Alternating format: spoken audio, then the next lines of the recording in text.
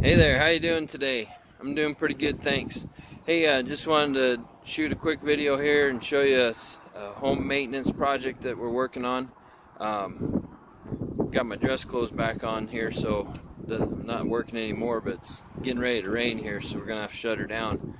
But anyway, as some of you know, I enjoy quite a little concrete around the house for several reasons.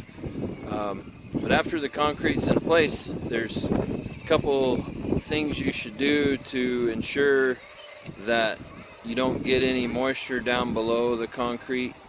And not that it's a big deal most of the year, but it's a really big deal late fall or in the winter when you get the frost thaw action going.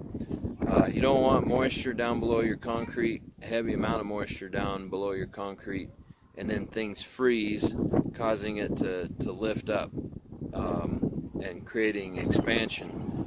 Because water is strong enough to break rock, it's strong enough to break concrete, and through the frost or the freeze thaw process, these things can happen. So this is just a short video to show you what I do to help prevent that and to mitigate that or minimize those things from happening at my property.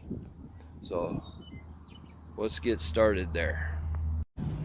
Okay, so as you can see, we're laying some what looks like caulking down there, and it's a product called Sikaflex. I'll show you. There's the tube of it. Anyway, Sikaflex is a self-leveling agent that you can put into cracks or seams of concrete. If you talk to any concrete guru, you will learn two things. One, concrete's guaranteed to crack, and two, it's guaranteed to shrink. With those comments made, like in this concrete, we laid rebar every 16 inches. That's above standard recommendation. Normal recommendations are 24-inch on center. We did 16. We went above and beyond to ensure that there's going to be, when the concrete does crack, there's minimal expansion. But that leaves us the shrinking, and so that's where the Sikaflex product comes in, and we're sealing joints or areas where it's pulled away. Now, when we poured this, we poured up clear to the foundation of the house, right? But over 2 or 3 years, and actually this happened less than a year, but it's been 2 or 3 years since we poured it. It's just me us taking the time to get around to fixing it or sealing it. Anyway, my point is, it's time, the shrinkage is all done, and it's time to go in and fill those gaps so water doesn't get down in there and eventually cause a problem that we can't mitigate through the freezing and thawing process in the wintertime. We've also, I'm showing you this picture here. This is a downspout area that we're going to run a downspout into. It pulled away from that, and so we run Sikaflex around that piece of PVC, again minimizing or eliminating water penetration down in that area. We're eliminating water penetration in between the foundation and the sidewalk now. We're also going to do it in this area over here. Now, we haven't filled this yet, but you can see, so this was two separate pours. We have the exposed aggregate here and broom finish concrete here. This was a cold seam, meaning two different pours that the concrete crew did.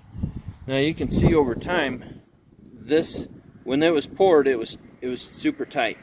But through the shrinking process of concrete and the curing process, we got this gap here now. Now I'm going to throw this pin in there so you can see, but that pin is now level with them two pieces of slabs, and that's a great area for water to penetrate. I'm also going to say that insects get down in here and live, spiders, centipedes, worms, maybe other insects that are non-desirable. So with this basically this crevice that's created here through the shrinking process of concrete.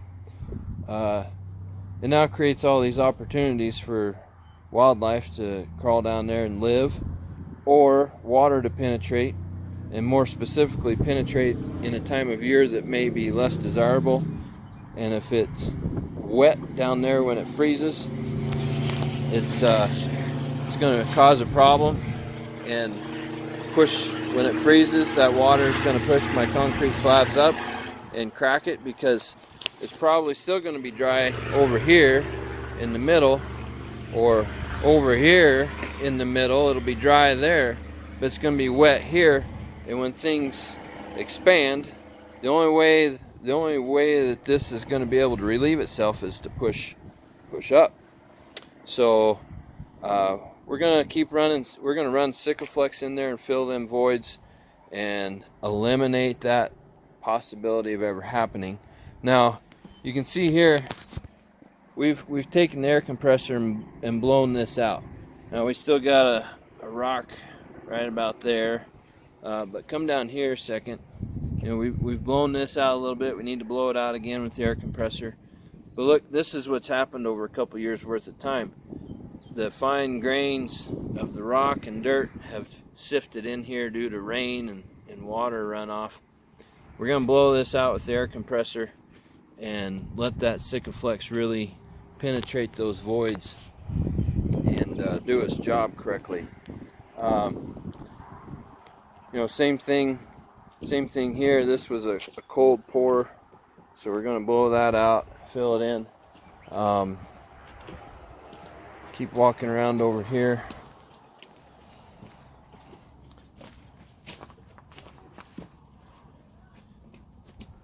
You know, here we don't see it so much. I'll just stop here for a second.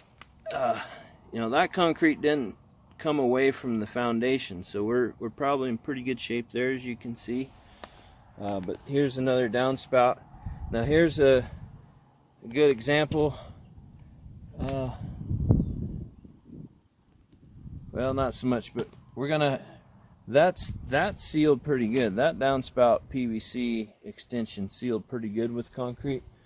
But it's here. It's a little more distinctive. We see here there's a crack that happened in this area, all of which we know a little bit of water was under there, and during a freezing process it expanded a little bit, but it's pretty minimal. It's about the width, you see there's about the width of my thumbnail there. Minimal, meaning the rebar did its job, and I'm super happy with that. So yeah, we're gonna seal up all this concrete. We're gonna do all the joints and all of the crevices between one pour to the next, and just keep on moving through this. But this is an area that you don't need to be an expert or a contractor to improve your property and improve the longevity of your home and your assets here. You can go buy a $10 caulking gun, and them big tubes of Sikaflex now cost about $26 today. You can go buy all that and do it yourself. An air compressor, or something. Maybe if you didn't have an air compressor but you had a pressure washer, you can blow out the dirt and do all that. So anyway, here again, I'm going to show you again. We got to blow this out and get it prepped. So yeah, just a little tidbit of information and how we're being better homeowners here. So hope this helps, and if you like the videos, we'll catch you on the next one. Otherwise, oh, that's what I was going to say. Remember to hit the notification bell, subscribe, do all the good stuff to stay informed. Thanks. Talk to you later.